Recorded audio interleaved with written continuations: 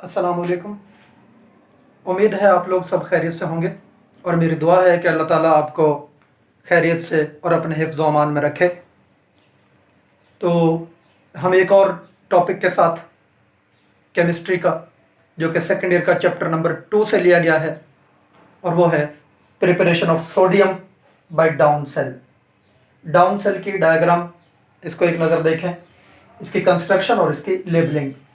इस सेल के सेंटर में कार्बन का बना हुआ या ग्रेफाइट का एनोड है, उसके ऊपर dome shape for the collection of chlorine है।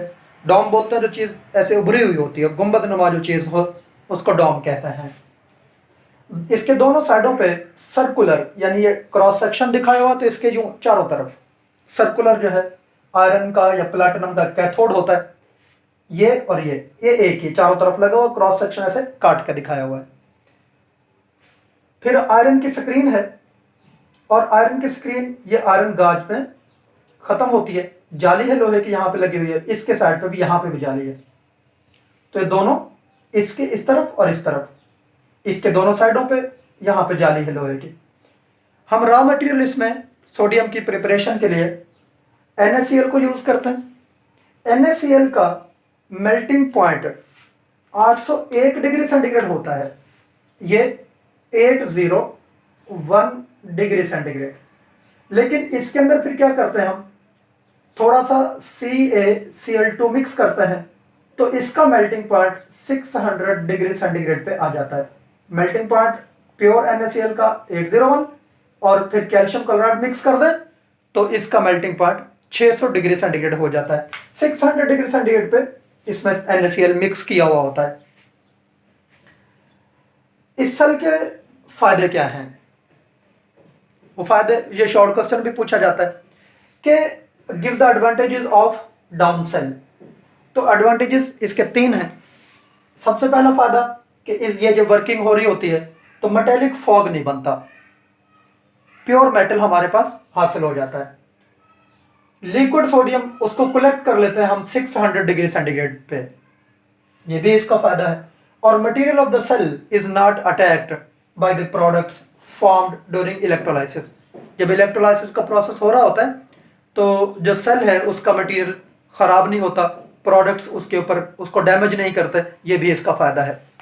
वर्किंग के दौरान रिएक्शन कौन से चल रहे होंगे वो जरा देखते हैं। इलेक्ट्रोलाइसिस जब हो रहा हो तो 3 स्टेप्स उसके दौरान हो रहे होते हैं। कौन कौन से? Ionisation, reaction at anode, reaction at cathode.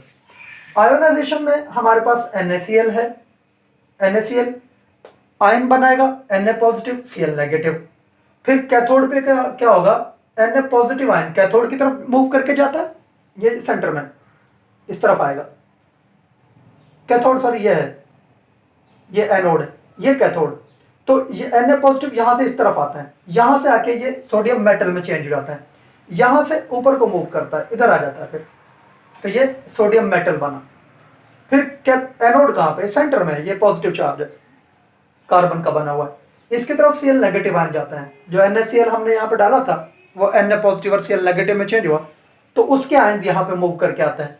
Cl negative इस तरफ आएंगे, इलेक्ट्रॉन लूज करेंगे, इलेक्ट्रॉन रिमूव हुआ, ये गेन कर लेगा, तो हाफ मोल क्लोरीन का बनेगा। क्लोरीन आयन गैस में चेंज हो जाएंगे। गैस में चेंज होने के बाद ये बबल्स दिखाए हुए हैं कि गैस हैवी, हल्की होती है बाकी लिक्विड से, तो ऊपर को उठती है, भारी चीज नीचे रहती है। गैस हल्की है तो ऊपर को उठेगी, यहां से ऊपर को जाती है, इस साइड से हम इसको कलेक्ट कर लेते हैं। ये जो सेल है ये प्रोड्यूस करता है ड्राई क्लोरीन और 99.9% प्योर सोडियम। बहुत प्योर चीजें हमें यहाँ पे हासिल हो रही हैं, और कमर्शियल लेवल पे ये सेल यूज होता है। तो कमर्शियल लेवल पे इतनी ज्यादा इंप्योरिटी, ये बहुत अच्छा रिजल्ट है इसका।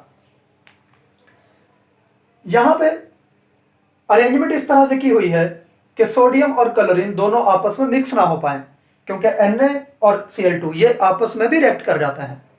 तो हमने इस तरीके से उसको अरेंज कर दिया कि क्लोरीन एक साइड से निकले और सोडियम इस साइड से हासिल हो, तो ये दोनों दोबारा मिक्स होकर फिर रिएक्शन दोबारा से नहीं करता है।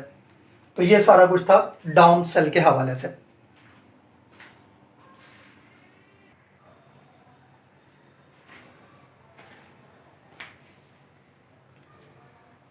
नेल्सन सेल उसकी डायग्राम आपके सामने है। ये यूज़ होता है production of sodium hydroxide industrial level पर, कमर्शियल स्केल पे। ये सेल हम यूज़ कर रहे होते हैं सोडियम हाइड्रोक्साइड की प्रोडक्शन के लिए। ये भी इलेक्ट्रोलाइटिक सेल है। इसकी कंस्ट्रक्शन और उसकी लेबलिंग यानी डायग्राम और लेबल, ये दोनों चीज़ें देख लेते हैं। सबसे पहले ये सेल ऊपर से शुरू करते हैं हम। ये डोम शेप है, गैस डोम उसको कहा। ये जो गुंबद नुमा कोई चीज होती है ऐसे, उसको बोलते हैं डोम।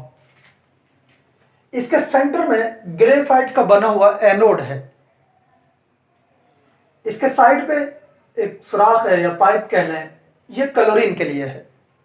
Anode positive charge. ये जो परफोरेशंस की हुई है ये साइड पे सारा, यहां से लेके यहां तक, ये परफोरेटेड आयरन का कैथोड है, ये वाला। हाइड्रोजन गैस इस साइड से हमें मिलती है, यहां से खारिज होती है, वो हम हासिल कर लेते हैं। क्लोरीन इसके ऊपर से यहां से मिलती है। इसके अंदर ये जो सॉल्यूशन डाला हुआ है वो साल्ट सॉल्यूशन है सोडियम क्लोराइड का। यहां पे एस्बेस्टॉस का डायाफ्राम है, ये चीज। फिर ये नीचे एक बेसन बना हुआ है जिसको कैच बेसन कहते हैं। इसके अंदर जो लिक्विड ऊपर से गिरता है उसे हम हासिल करते हैं, इसलिए इसको कैच बेसन कहा। फिर इसके चारों तरफ ये स्टील टैंक है, बड़ा बर्तन यूं स्टील का बना हुआ है, इसके चारों तरफ है। ये सेल रॉ मटेरियल इसमें क्या इस्तेमाल किया हमने, सोडियम क्लोराइड का सॉल्यूशन बना के वो यहां पे डाल दिया।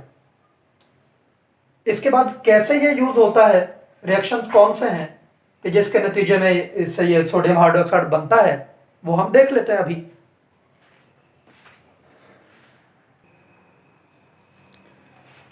सेल की वर्किंग तो इलेक्ट्रोलाइटिक सेल है, 3 स्टेप्स होंगे इस दौरान।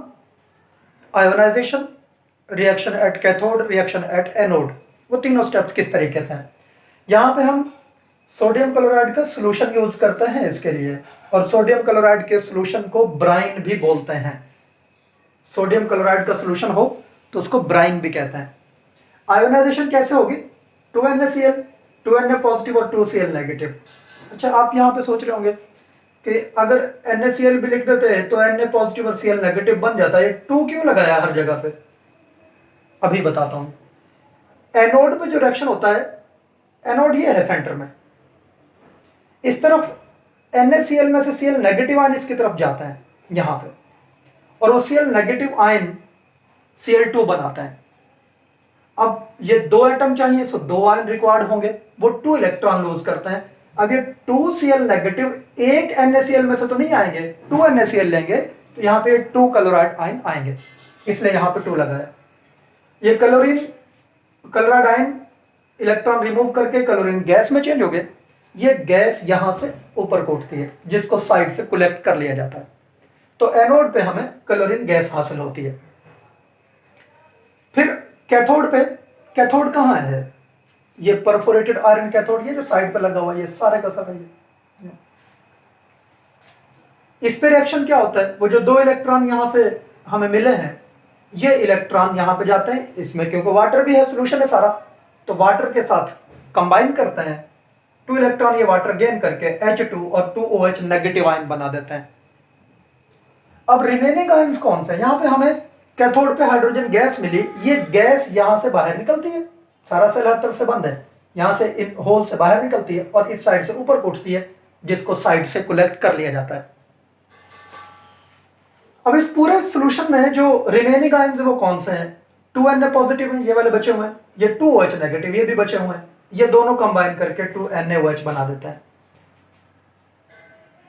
तो सोडियम हाइड्रोक्साइड ये हमने बनाना चाह रहे थे, उसकी प्रोडक्शन हम देख रहे थे, तो सोडियम हाइड्रोक्साइड इस तरह बन जाता है। इससे 2 चीजें और भी साथ हमें बनी है, क्लोरीन गैस भी, हाइड्रोजन गैस भी, और सोडियम हाइड्रोक्साइड भी। यही अगर आपको टॉपिक आ जाए कमर्शियल प्रिपरेशन ऑफ क्लोरीन, तो उसके लिए भी यही लिखा जा सकता है। कमर्शियल प्रिपरेशन ऑफ हाइड्रोजन, उसके लिए भी लिखा जा सकता है। लेकिन ज़्यादातर ये क्वेश्चन नेल्सन सेल का प्रोडक्शन ऑफ सोडियम हाइड्रोक्साइड के लिए पूछा जाता है, तो उसके लिए भी ये सारा ऐसे ही है। यहाँ पर जो परफोरेशन बनाई हुई है, यहाँ से लिक्विड गिरता है और इसके अंदर आ जाता है नीचे कैच बेसिन के अंदर, यहाँ से हम सोडियम हाइड्रोक्साइड हासिल करते हैं। तो वर्किंग के दौरान ये वेसल वर्किंग कर रहा होता है, हमें यहाँ पे प्रॉब्लम्स का भी सामना करना पड़ता है। वो प्रॉब्लम्स क्या हैं और उन्हें कैसे सॉल्व किया, ये भी हम देख लेते हैं।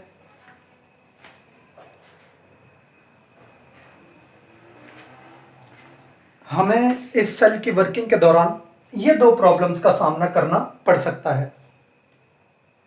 नंबर 1 प्रॉब्लम क्या है कि ये जो क्लोरीन बनी है, क्लोरीन गैस की फॉर्मेशन यहाँ पे हुई है, OH नेगेटिव आयन भी है यहाँ पे, उसके साथ ही कंबाइन करके ये आयन बनाएगा OCl नेगेटिव, Cl नेगेटिव और water, oxychloride ion, chloride ion और वाटर बन जाएगा। तो ये क्लोरीन के इस रिएक्शन को हमने रोकना है, ऐसा नहीं होना चाहिए, ये प्रॉब्लम है।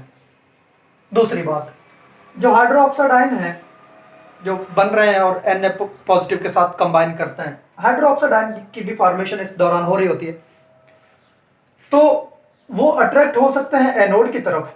फिर क्या होगा, अगर OH नेगेटिव आयन एनोड की तरफ अट्रैक्ट होंगे तो ये ऑक्सीजन रिलीज करेंगे, ऑक्सीजन बनेगी, वो ऑक्सीजन क्लोरीन को कंटेमिनेट कर सकती है और फिर उसको इम्प्योर कर देगी। इन दो प्रॉब्लम्स का सामना हमें इस सेल के दौरान करना पड़ता है।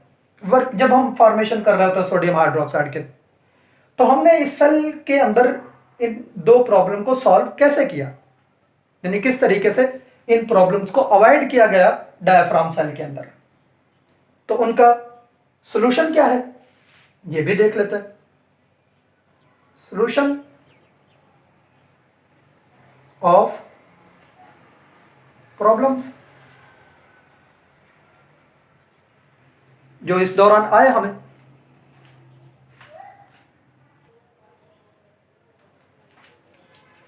इन दो प्रॉब्लम्स को हमने सॉल्व कैसे किया।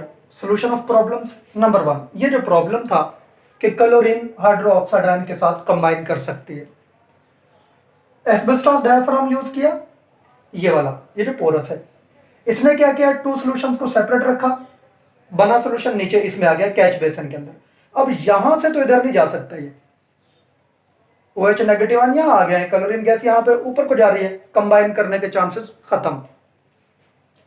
Sodium ion moves towards cathode and current keeps flowing through the external circuit. और फिर क्या होता है, सोडियम आयन नीचे को मूव कर रहे हैं, यहाँ पे कैथोड तो ये है बाहर जो लगा हुआ है, सेंटर में तो एनोड है, और उसकी वजह से क्या होता है, एक्सटर्नल सर्किट से करंट भी फ्लो करता रहता है। नंबर 2 प्रॉब्लम, हमने यहाँ पे कांस्टेंट लेवल डिवाइस यूज किया, ये ब्राइन था यानी साल्ट सॉल्यूशन सोडियम क्लोराइड का, उसको मुसलसल यहाँ पे ऐड, क्योंकि नीचे गिर रहा है, मुसलसल ऊपर से ऐड कर रहे हैं, कांस्टेंट लेवल डिवाइस लगाया हुआ है। तो उससे क्या होगा, लिक्विड जब ये सॉल्यूशन ऊपर से मुसलसल गिरता जाएगा तो लिक्विड की फ्लो की डायरेक्शन नीचे को होगी।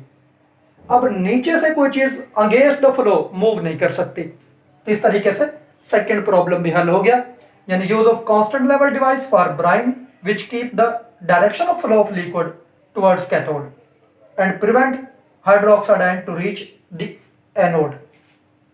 तो फिर वो एनोड पे यहां से तो OH नेगेटिव आयन ऊपर को नहीं जाएंगे, डायरेक्शन ऑफ फ्लो नीचे को है। तो इस तरीके से इन दो प्रॉब्लम्स को सॉल्व कर लेते हैं हम। इस सेल की कंस्ट्रक्शन इस तरह की है कि इस दौरान ये दो प्रॉब्लम्स हमें फेस नहीं करने पड़ते, उनको सॉल्व कर दिया गया है।